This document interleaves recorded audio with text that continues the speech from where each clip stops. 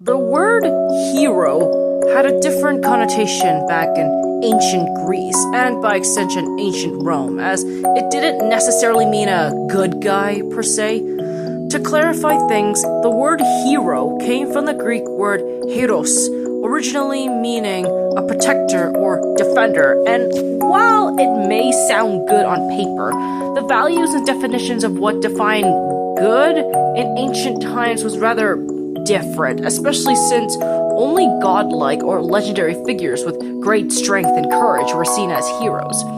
Considering how our values and views of what kinds of people certain heroic figures were like changed drastically over the years, the heroes of the past may come across as rather morally ambiguous, if not straight up evil, than the very villains they are facing, which causes a lot of values dissonance, as TV tropes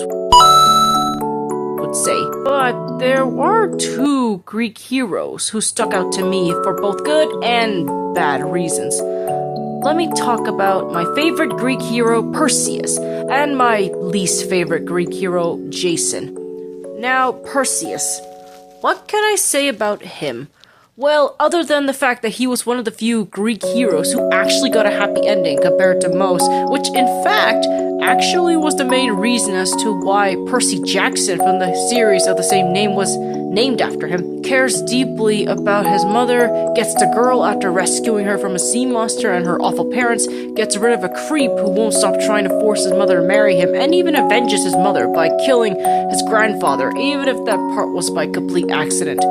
Not to mention, compared to most Greek heroes, and yes, that includes the famous Heracles, or Hercules as most people prefer to call him, Perseus practically has zero flaws and can be seen as the closest thing we have to a modern day hero, as he cares about other people, he's shown to be smart and capable of helping others, such as Andromeda, and actually performs feats of strength and power, even if he did have the occasional divine assistance from the gods.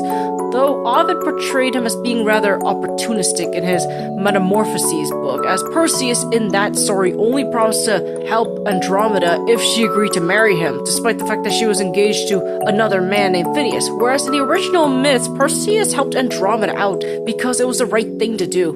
In fact, I believe in some translations, he calls out her parents for causing her to get chained to a rock and almost eaten by the sea monster Cetus because her mother wouldn't stop angering the Nereids. And while Perseus' slaying of Medusa may be awkward, especially if you believe that this Medusa was the former human who was cursed into becoming a Gorgon by Athena thanks to the incident involving Poseidon, the early myths claim that Medusa and her sisters Stheno and Euryale were already monsters beforehand, even if they did genuinely care for one another.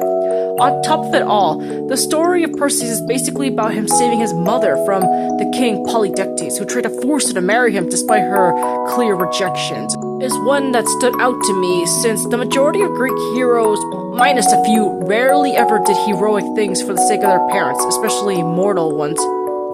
Even better is that Perseus' adoptive parents, Dictys and Clymene, who are humble fishers despite Dictys being the brother of Polydectes, are treated as family by Perseus after they take him and his mother Danae in the minute they see them shipwrecked on the shores of Seriphus in a coffin. As a result, after Perseus turns Polydectes into stone using Medusa's head, he is able to promote Dictys as the new king, thus showing that karmic jackpots do exist after all. And as far as we could tell, Perseus never had any affairs behind Andromeda's back compared to most Greek heroes who more often than not had zero issues with doing so, nor did he ever get married to another woman besides her, so that's a start. Even when he did receive blessings or weapons from the gods, like his iconic winged sandals, mirror shield, bag, and cap of invisibility, as well as his sword, which is a harp, and you'll have to see sculptures and images of him wielding them, he still had the cunning and strength, as well as the courage to take on threats such as Medusa and later Cetus. Though Perseus'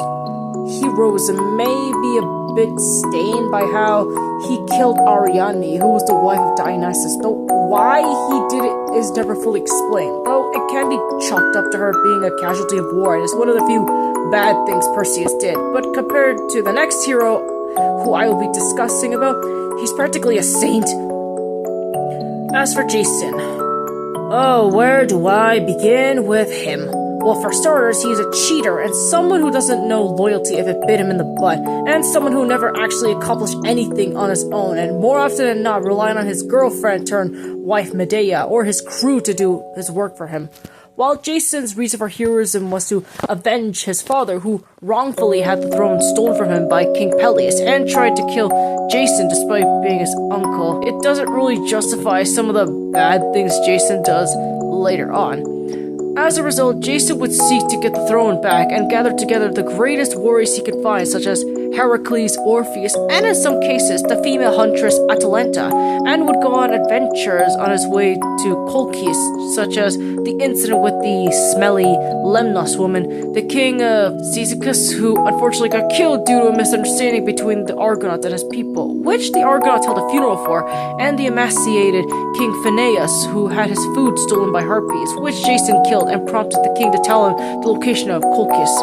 However, despite all the good things he may have done, they end up being ruined due to his goal in getting the Golden Fleece, which involved him having Medea technically do most of the work by giving him equipment and spells to defeat the Dragon Teeth soldiers, plow fields run by fire-breathing bulls, and finally get the fleece. While some of the stories such as the Argonautica portray Jason and Medea as being in love and seemingly having a happy ending together,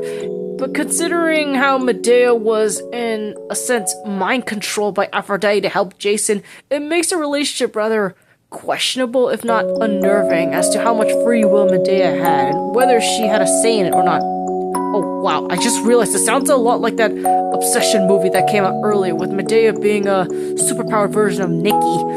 The fact that Medea is rather ruthless when doing things for Jason, such as killing her own family members as she and Jason escape with the remaining Argonauts, and tricking Peleus' daughter into killing their own father so Jason can be king, doesn't help either.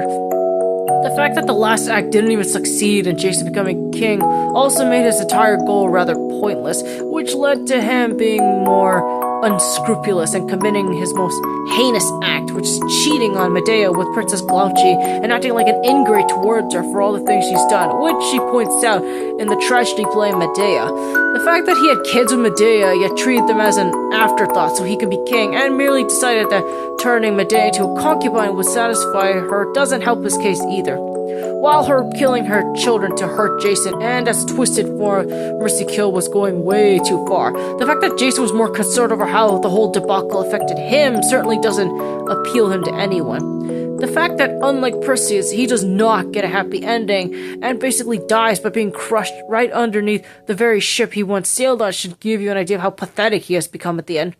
What's more saddening is that Jason showed that he was capable of doing good, such as him helping a disguised Hera cross the river when she was in the form of an old woman.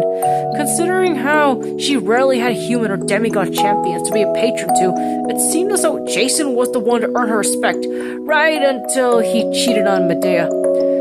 And it gets even more tragic in a sense, how he turned from a nice, if somewhat ambitious man into a full-blown jerk who was more concerned about becoming king, no matter the cost. It is rather sad to see how far he had fallen. And you know what's the ironic part about all of this? Jason acts more like Zeus despite not being one of his sons, whereas Perseus is nothing like Zeus despite being related to him, and acts like a true hero, as the Disney Hercules series would say. That should tell you a lot about Jason's character. The fact that not even movie adaptations like the Jason and the Argonauts movie, or even the TV Disney Hercules series, could portray Jason as being anything other than an unlikable, flawed jerk doesn't help either. Funny thing is, I actually told my Greek tragedy teacher about my dislike of Jason since we were learning about Medea in university, and she agreed that he was not exactly the most upsetting hero, even by most Greek mythology standards. So, yeah, that's why I prefer Perseus over Jason. Honestly, I'd pick him over Jason any time.